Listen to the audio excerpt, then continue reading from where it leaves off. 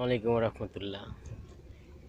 1971-এ রাজাকার দেখতে পারিনি অবশ্য, কারণ তখন আমার জন্ম হয় নাই। তবে 2024 সালে রাজাকার দেখলাম, ইনশাল্লাহ মন ভরে গেছে। আমাদের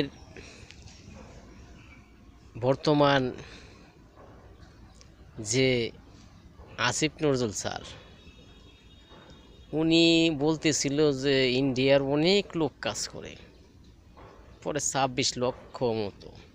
তো উনি এখন বর্তমানে দেশের একজন সমন্বয়ক, তত্ত্বাবধায়ক সরকারের মতো।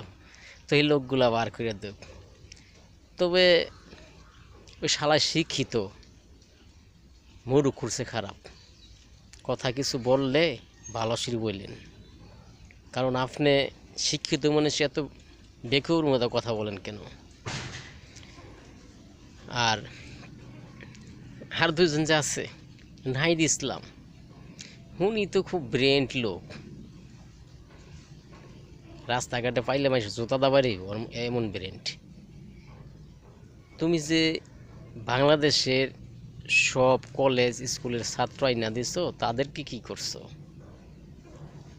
তুমি নিজের ছাত্র বইরা লাইছো, নিজের স্বার্থ বর্ষে। আর এই রাস্তাঘাটে যে ফলাফানিগুলো মরল, এগুলা কি হইব? তোমার একটা ভিডিওর আলাপ দেখাই একটানি, মানুষ নাইলে বুঝতে পারবো না যে তুমি তারেক জিয়ার সাথে কি বলছো। এখন অত কিছু ভাবার সময় নেই, লাশ পড়লে পড়বে, যত লাশ তত তাড়াতাড়ি হাসিনার বিদায়। সাধারণ মানুষ ওর উপর টেনে আসে, এটা কাজে লাগাতে হবে। তো বুঝতে পারছো?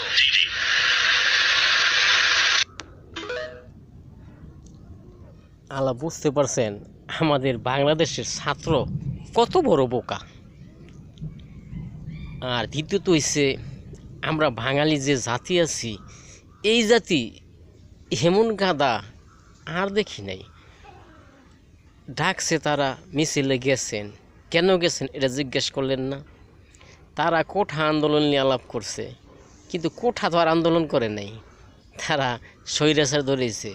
বাংলাদেশে যে স্বৈরাচার প্রেসিডেন্ট ছিল, ওদের চেয়ে অনেক ভালো ছিল। আমি জানি না কার মোর বুক খালি হয়েছে আর কে উল্লাস করে। তবে আসিফ নজরুল স্যার, নাহিদ, যারাই সমন্বয়ক হয়েছেন, আপনাদের এই দশই হবে।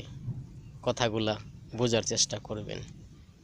আমি ভালোভাবে আপনাদের বলছি, আপনারাও ভালোভাবে শুনবেন, কারণ আপনি অন্যের ক্ষতি করছেন, আপনার ক্ষতি হবে ইনশাআল্লাহ।